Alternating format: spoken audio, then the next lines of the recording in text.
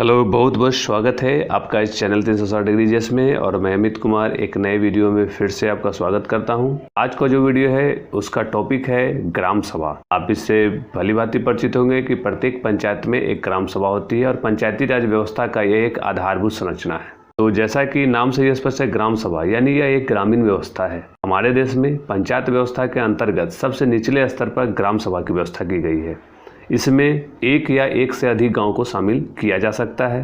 ग्राम सभा की जो व्यवस्था है वो पंचायतों में 73वें संविधान संशोधन अधिनियम 1992 1992 ईस्वी के द्वारा की गई है इसकी व्यवस्था। और यह एक अस्थायी सभा है। यहाँ लोग स्वयं अपने गांव की योजना बनाते हैं। एक बात बता दूं कि जिन राज्यों की जनसंख्या 20 लाख से कम है उनमें 2 स्तरीय पंचायती राज व्यवस्था की गठन किया गया है, अर्थात जिला स्तर और गांव स्तर की पंचायती व्यवस्था का गठन है वहाँ। और जहाँ की जनसंख्या यानी जिस राज्य की जनसंख्या 20 लाख से अधिक है उन राज्यों में त्रिस्तरीय पंचायती राज व्यवस्था अर्थात गांव स्तर, प्रखंड यानी ब्लॉक स्तर और जिला स्तर का गठन किया गया है। प्रत्येक ग्राम पंचायत क्षेत्र के अंतर्गत एक ग्राम सभा होती ही है और उस पंचायत के मतदाता सूची में अंकित सभी वयस्क पुरुष एवं महिला उस ग्राम सभा के सदस्य होते हैं। वयस्क पुरुष महिला से अर्थ है 18 वर्ष से ऊपर और जिनका वोटर लिस्ट में नाम ऐड हो वो उस आम सभा के ग्राम सभा के सदस्य होते हैं। इसके अलावा पंचायत के सभी जनप्रतिनिधि जैसे मुखिया, वार्ड मेंबर, सरपंच, पंच, पंचायत समिति सदस्य, जिला परिषद सदस्य इत्यादि सभी के सभी ग्राम सभा में शामिल हो सकते हैं या उनके सदस्य होते हैं। और ग्राम सभा की जो बैठक होती है उसके लिए कुल सदस्यों की संख्या का कम से कम 1/20 सदस्य उपस्थित होना चाहिए। यानी जितने भी वोटर लिस्ट में नाम अंकित हैं उसका 1/20वां भाग होना चाहिए।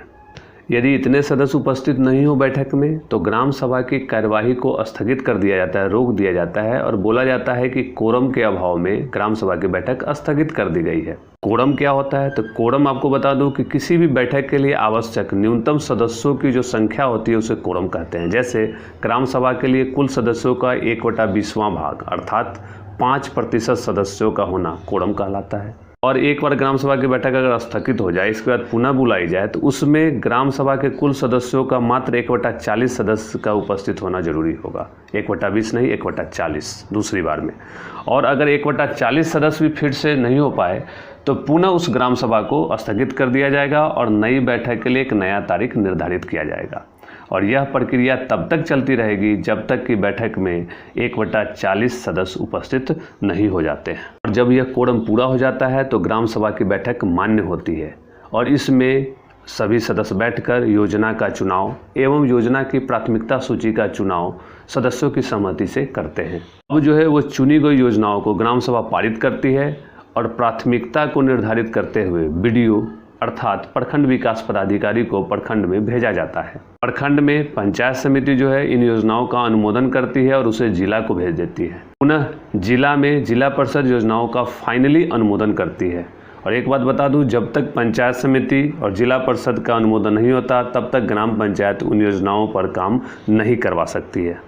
और जब ये योजना पूरी तरह स्वीकृत हो जाती है तो प्रत्येक कार्य के लिए, प्रत्येक योजना कार्य के लिए संबंधित आबादी में से एक स्थानीय निगरानी एवं अनुश्रवण समिति का गठन ग्राम सभा के द्वारा किया जाता है, जिसमें 5 सदस्य से लेकर 9 सदस्य तक हो सकते हैं। ग्राम सभा द्वारा इसी तरह की कई समितियों का गठन किया जाता है जो पंचायत के विकास में मदद करती हैं, जैसे कृषि समिति है, स्वास्थ्य समिति, ग्राम विकास समिति, अधिसंरचना समिति, ग्राम शिक्षा समिति, सामाजिक न्याय समिति, ग्राम सुरक्षा समिति इत्यादि कई तरह की समितियों का गठन ग्राम सभा के द्वारा किया जाता है। और ये सभी समितियां ग्राम सभा की आर्थिक क्रियाकलाप का संचालन करती है।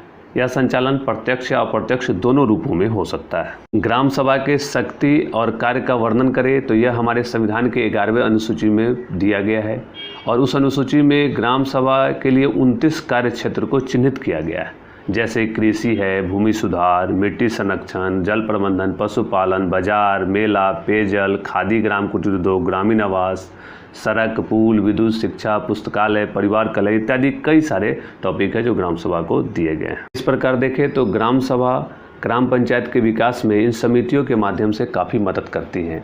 और ये भी जान लें कि समिति के जो सदस्यों का चयन होता है वो भी ग्राम सभा ही करती है। प्रत्येक समिति में कम से कम एक अनुसूचित जाति या अनुसूचित जनजाति का सदस्य होना ही चाहिए और एक महिला सदस्य भी अवश्य रूप से होना चाहिए प्रत्येक समिति में।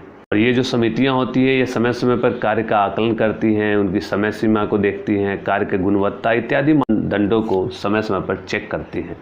चेक करने के बाद समिति अपनी अंतिम रिपोर्ट सौंपती है और उस अंतिम रिपोर्ट को फाइल में कार्य समाप्ति रिपोर्ट के साथ लगाया जाता है और ग्राम सभा के अगली बैठक में सबके सामने उसको रखा जाता है और उस पर चर्चा होती है। ग्राम पंचायत को ये अधिकार है कि वो अपने अधिकार क्षेत्र में योजना की किसी भी समय जांच और समीक्षा कर सकती है।